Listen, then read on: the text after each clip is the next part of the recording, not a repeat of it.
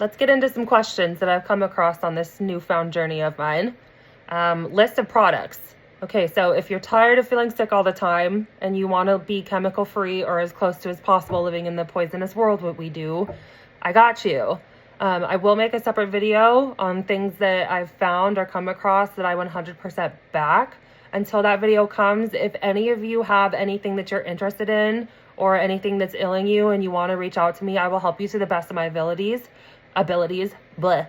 I will also recommend certain products to you based on your particular needs, because there's some things that I'm trying that I'm like, yes, while this is herbal and holistic, it's still not fulfilling my body's needs. So just because it is good for you doesn't mean it's going to get the job done. So I'm out here shopping for you so that you don't have to. But I will go back to that farmer's market video that I posted. If you guys find a local farmer's market, they have a lot of products out there. So they may not have like the toothpaste or the deodorant. I got you there. But they will have the body butters, the soaps, the lotions, the lip balms. I found herbal shampoo and conditioner. They will have things that are non-toxic and good for you. So I do recommend still checking those out first before you ask me any questions. But I still am really into, herbal remedies and going the chemical-free way.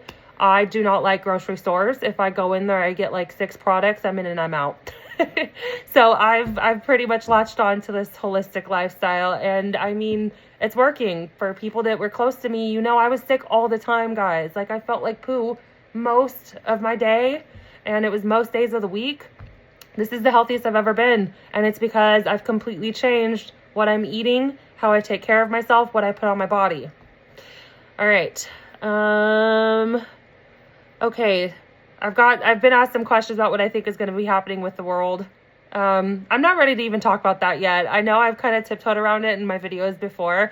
I can tell you it's not good. There's a reason why I'm learning about survival skills and I'm starting to follow people on how to live off grid. I eventually don't want any part of the evil stuff that's around us. So I'm doing everything in my ability to be able to get the F out of here. If things go sideways, I'm out. I mean, I can't really outrun a bomb or a virus or things like that. But I can sure as heck try my best to say, hey, my instincts are telling me something is not good that's about to happen, and I will just go. So I will talk to you about that at some point. I'll post another video. I'm still filling up an entire page of notes. So I'm almost ready.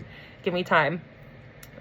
Within my faith, people that are not believing in God, one of the biggest questions that Christians get asked is, if God is real, why do bad things happen to good people?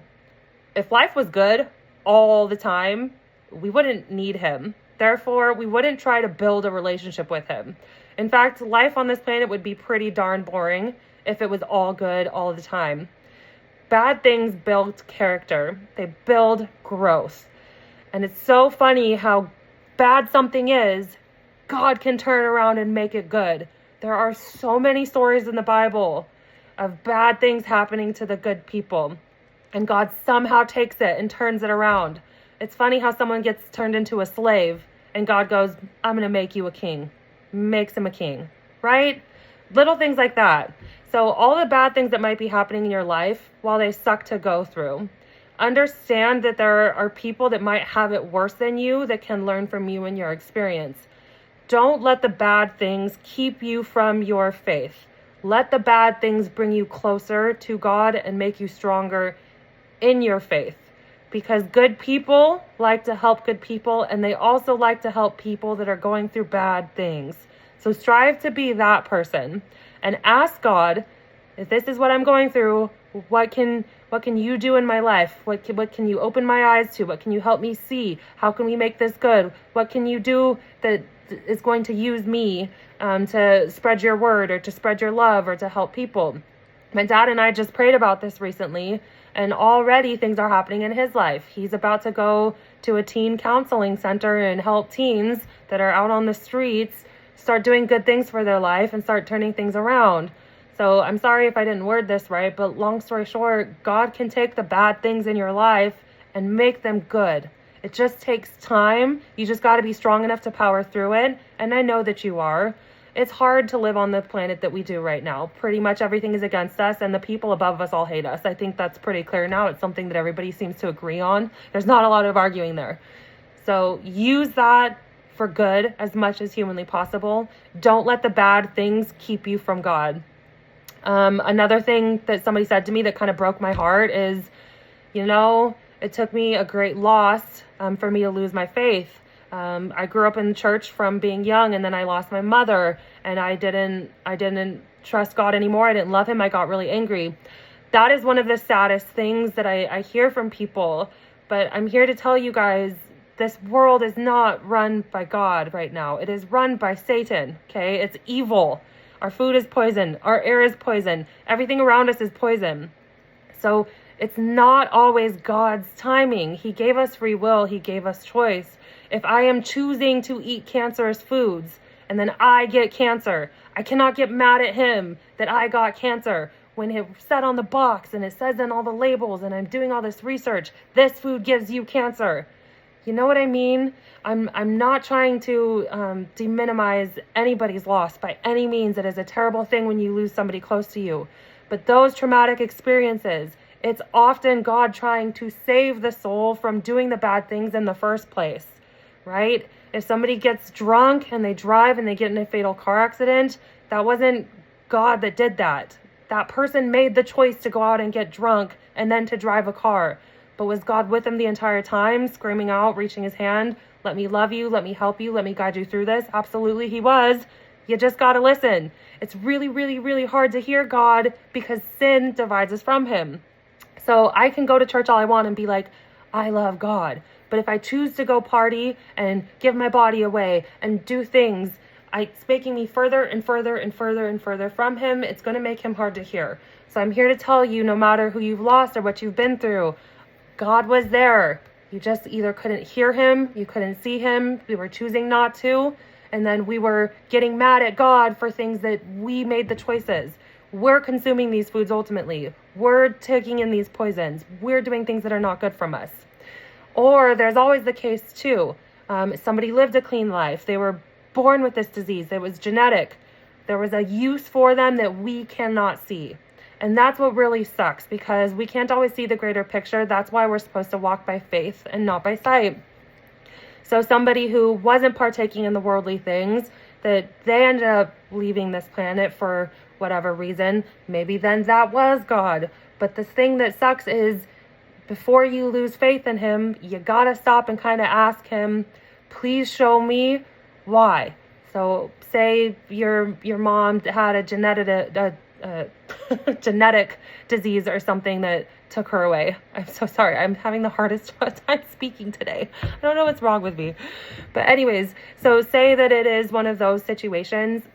Ask God, this was a terrible thing. Can you be here for me through it? Can you open my eyes to see what the purpose was? Maybe God was making a way for somebody new to come in. Maybe they were using that, he was going to use that soul for a different purpose.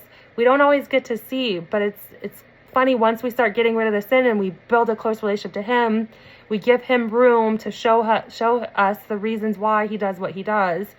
And I am very bold in my faith. I will straight up ask God, like, why did this happen to me? Please open my eyes so that I see and I can learn from this experience.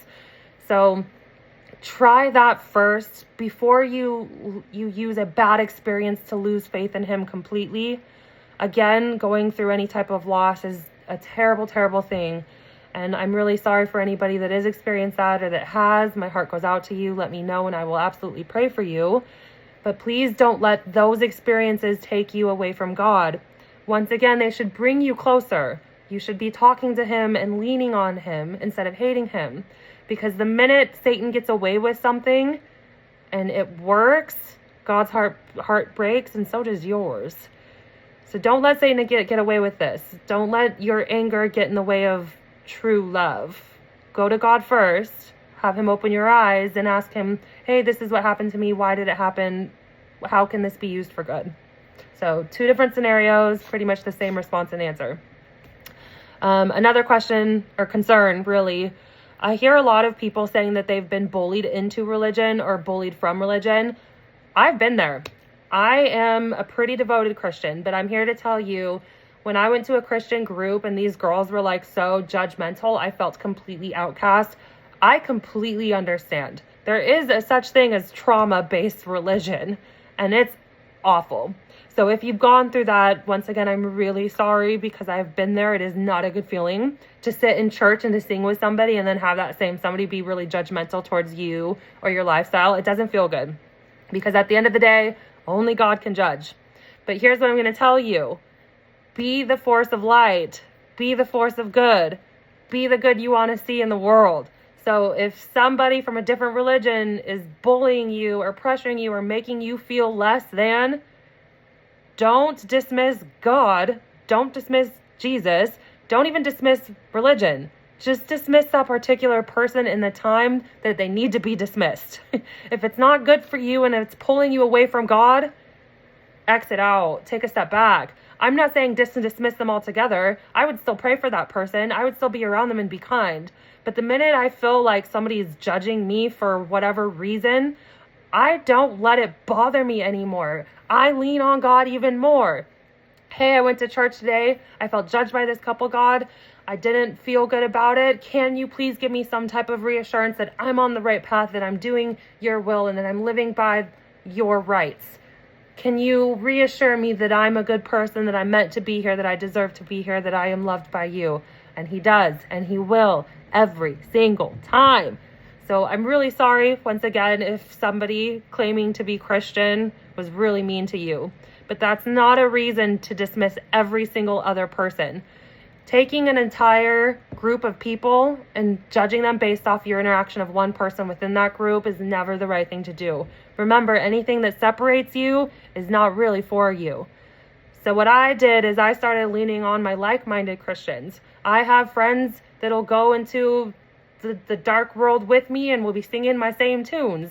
I don't really sit with the judgmental people. I still love them as brothers and sisters in Christ. I still appreciate them and their love for God, but I still don't want to be part of it if I don't want to be judged by them, if I don't want to feel like I'm uncomfortable standing next to them. I'm not going to do that to myself. So that's my advice to you. Don't let the trauma from religion's past keep you from a beautiful religious future. Maybe instead of going towards religion, just go towards God and see where he guides you. He might not guide you to a church. He might guide you somewhere different. I don't know. Your life is different than mine. All I know is that I like to be surrounded by like-minded people. I just have to do a little bit of work to find them. I love therapy, remember? I talked to you guys way before I got deep into my faith. I talked to you guys about psychology and neuroscience. That was what I was really into. I still kind of am, but I'm not as passionate as I used to be. I'm more passionate about this type of stuff that we're talking about now. But now I just lost complete track. Anyways, yes, I got it. Okay.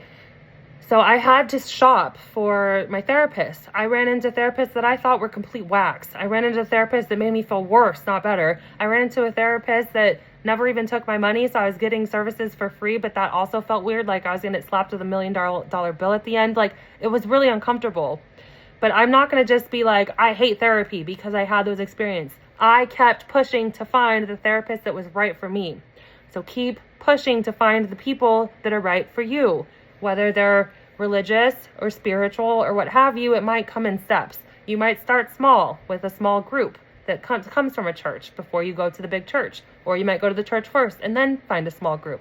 I don't know what it looks like for you guys. But to dismiss an entire... Well, I'm just going to say pretty much the same thing that I said the last two comments. To dismiss God based on somebody's actions is never a good thing. Talk to God or go back to God every time you run into somebody you don't feel is for you. He will tell you what to do next. You just got to listen.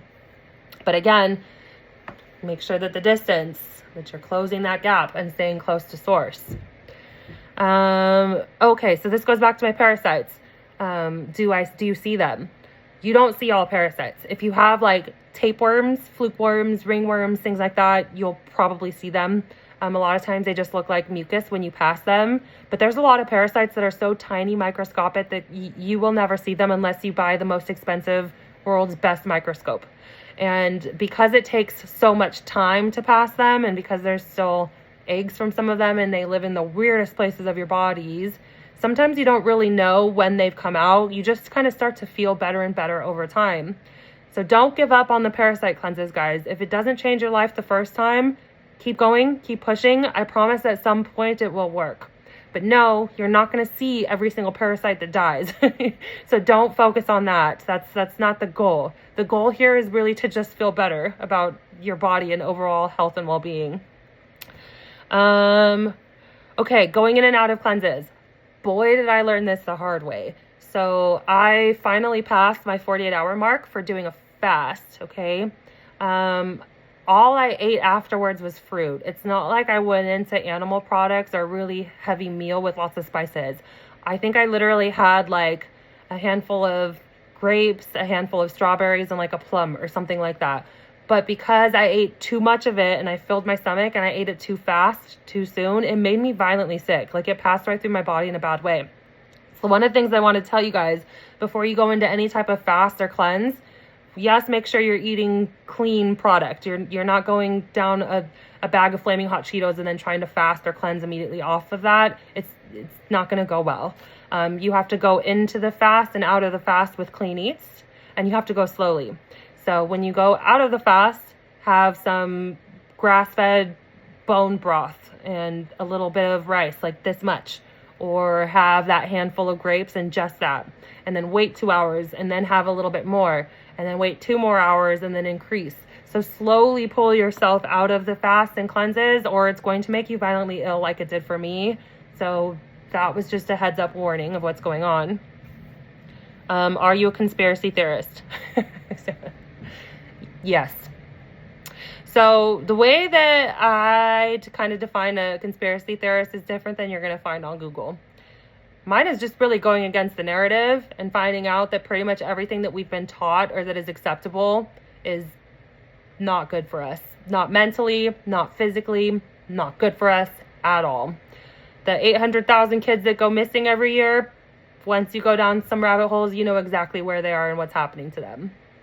The world we live in is pretty evil. It was pretty baffling. I cried a couple of nights learning some of the things that I've learned. So yeah, I guess if I'm questioning things that the news is saying this is what's happening, or if I'm questioning things that we've been taught, or if I'm questioning things for as we see them face to face, I guess, yeah, I'm a conspiracy theorist because I don't like evil. I don't like it whatsoever. I like to protect young minds, protect the littles.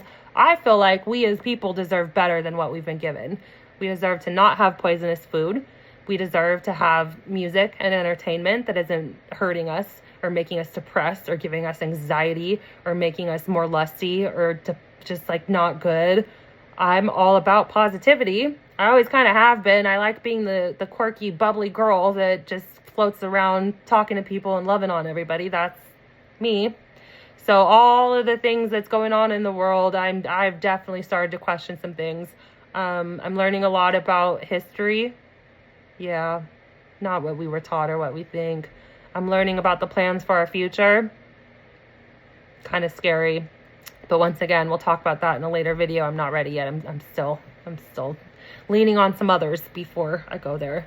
But yeah, I guess I am a conspiracy theorist. I will tell you this though. When God tells me to walk by faith and not by sight, I take that very seriously. So once I start learning about this stuff and like who really runs this place and how they run this place, and it's very organized. It's actually very smart, but it's gross. I make sure that I don't get too much knowledge to where I start questioning God. And I pray about it every time. If there's something that I'm not supposed to see, that I'm not supposed to know, that I don't need to be hearing, please remove it from me. And lo and behold, my phone will pause at random times when I'm like just doom scrolling, like getting deep into rabbit holes. There's times where my video will be like, nope, you don't get to watch that no matter what I do. So God is definitely listening to me. And if something starts to make me feel icky or feel not good or feel like I'm leaving an open door for a negative spirit to come in, I immediately close and stop it. I don't explore those rabbit holes. So for me, my only source of entertainment is following like-minded Christians, like-minded conspiracy theorists, obviously survivalists, herbalists, whether it's Chinese medicine or not, gardeners, farmers. Like, I'm using social media for good for those things. That's pretty much my only source of entertainment. I'll still watch Twitch sometimes. I do have some like-minded streamers that are pretty awesome. And even ones that aren't like-minded, as long as they're not doing and saying things that, once again, don't make me feel good, I'll still put up with it a little bit. But I don't watch TV. I haven't opened Netflix or Hulu pretty much since September. And that's what I was telling you guys in other videos. You know, my anxiety's gone pretty much out the door. I don't really struggle with a lot of the mental health issues that I struggled with since leaning on God and since getting away from the evil stuff. When I asked God to open my eyes, he did that. He opened my eyes. I am now seeing and experiencing things and hearing things on a whole different level, on a whole different plane. I'm way more open-minded than I've ever been, even though I've always been an open-minded person. Like, I like to hear everybody out and learn all sides before I make my decisions on anything. And I really don't like to judge people on their outtakes in life. But again, if it's not for me, I won't feed into it. Like, I can love you from a distance. You know what I mean? I had somebody who came into my feed and was like, I've read every Bible and this and that and blah, blah. Nope. If you're not using his message for good, it's not good. Like, period. You either read it, you learn it, and it brings you closer to the faith, or you become that person where knowledge, I'm right, I'm stubborn, and that takes you so far from God, it's not even funny.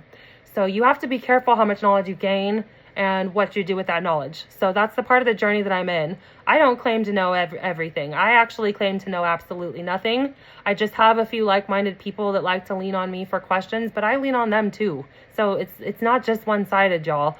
This is a journey and we're all in it together. I'm just looking for people who have enough heart and open minds to like give me the banter that I need to further my knowledge or help me in my journey or get me closer to God so that I'm not alone in this. Does that make sense? So I'm not trying to shun anybody with any of this stuff, and I'm not trying to freak anybody out. Like, if you want to believe a certain thing, I'm really not going to press it because that ultimately is between you and God. It really is. But I am trying to save as many souls as I possibly can. And when I do tell you that I'm not quite sure what's going on, I know that it's enough to where we're running out of time. That's why I'm pressing this stuff a little bit hard. It's because I love you all. I want you all to be in God's kingdom with me. I don't want anybody to go to hell. I want Satan to be so alone. Like, for all the torment he's doing on this planet, like, you can just be down there chilling by yourself. So I am going to keep preaching the gospel to the best of my abilities while I'm doing this. I'm going to keep telling you how much I love God and why I think that you should love him too. And I'm going to keep telling you how to live a better life because your temple, you only have one body, man. Like, once you mess that up, there's really not a whole lot of going back. So if we can just all get on that better path to wellness, let's do that. Let's get away from the toxic stuff. I'm trying to turn my back on as many evil things as humanly possible. Okay, that was a little bit of a tangent. I think I already talked about the list of products. I have a video coming up on that. Okay. So with the conspiracy theory thing, I asked that another person. They're like, are you going to turn into one of those free loving crystal girls?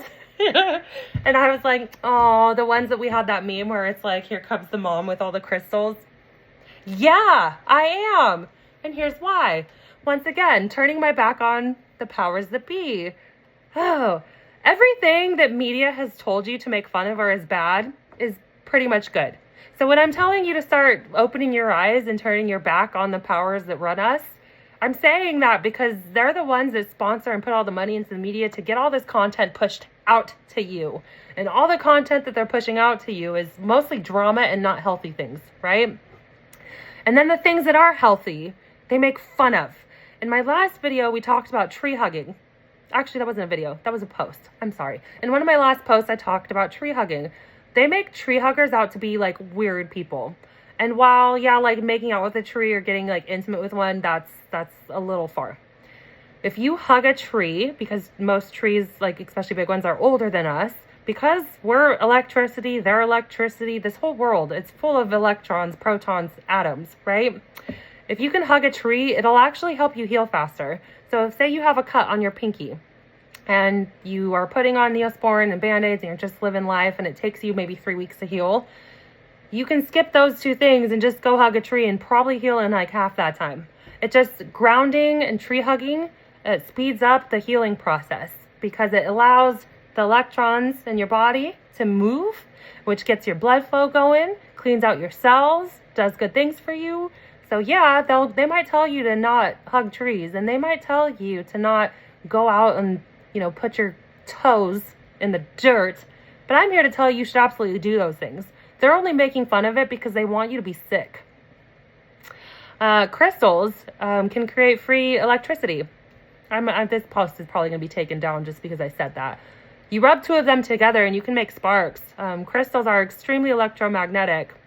And because we are electromagnetic beings, I have found out crystals can actually heal you too. And I thought that the girls that did that stuff were so weird. They were totally weird. But there's actual science behind this, guys. There's people who, make electronics for a living that tell you there's pretty much crystals like quartz and things like that in almost every electronic that we have. But yet we tell people, ooh, crystals, gross. Nah, there's something to that. Anything that the government uses to divide us is probably not for us. And I've said that multiple times.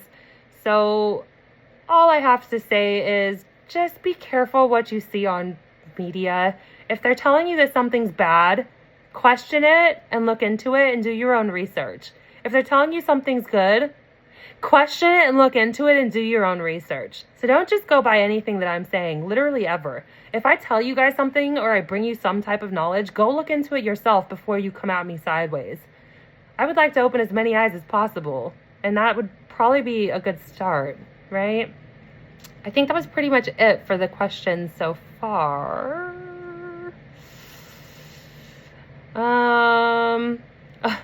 Okay, actually there is one more. The single question.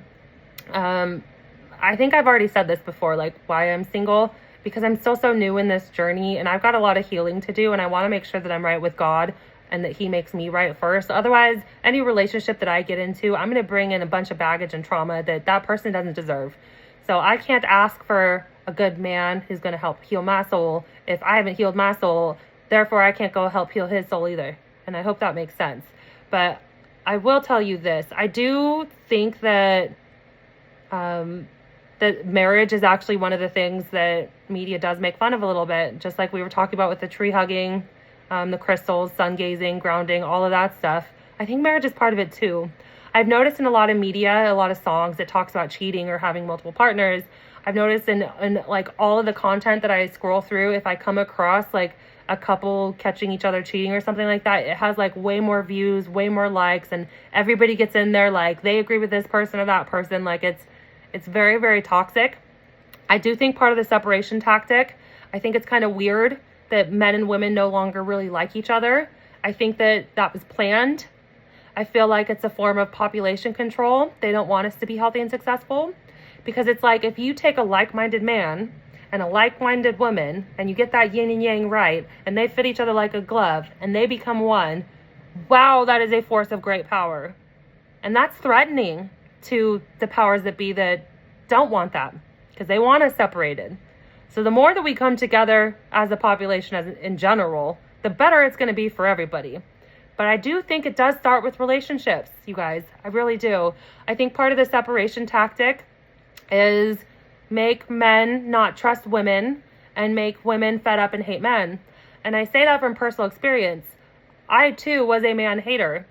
And it took one of my guy friends to be like, don't you think that's kind of weird? For me to be like, I do. That is kind of weird. Why do I hate men? And it's because of the crud I've been feeding myself on media, the shows I've been watching, the media that I scroll through on the day-to-day basis, big entertainment, the songs. Once I dismissed all of that, I got a kind of a new outlook. Yin and yang and the balance of life, it's kind of a beautiful thing. For the government and mainstream media to tell us that it's not and that we need to hate each other, that's a problem.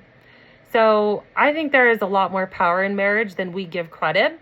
While it may be hard, I think if it's done the right way, it's probably the best thing that's for this planet. I mean, Eve was pulled from Adam for a reason. Balance, right? So yeah, I'm single for now. I'm just waiting, but I want you guys to be kind of mindful of that in your own lives. For all of you single ones out there who have found your peace and you don't like being in relationships, that's exactly what Satan wants. He wants you to be at home, not talking to nobody. He wants you to be isolated because you have so many gifts and powers that you could be contributing in this world. Why would he want you to show those to anyone? He'd rather you sit behind the computer doom scrolling than be out there talking to and meeting people. I'm out there talking to meeting people slowly I didn't go from 0 to hero. I'm not going to go to like a big gathering anytime soon. When I go to church, I kind of do still sit in the corner a little bit. But when I go to farmers markets, everybody there remembered me. So I'm building friends and I'm building a community that way. And you can too. And you can find a partner that way, organically and naturally.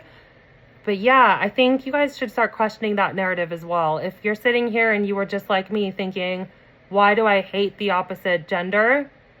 I think there's a reason to that, you guys. I think that they're doing that on purpose. So we should probably start questioning that and ask the bigger picture. Why would they want that? Anyways, that's it. If you guys have any more questions for me, let me know. I'm sort of an open book. Sort of. I've got boundaries too. But yeah, sorry I've blabbed my way through this. I think through all my videos, you can tell I'm not very good at publicly speaking. But I'm trying. I just want to spread a little love and sunshine to y'all. It's kind of hard days out there. So thank you for the interactions. And thank you for following me on this journey. I love you all greatly. You take care.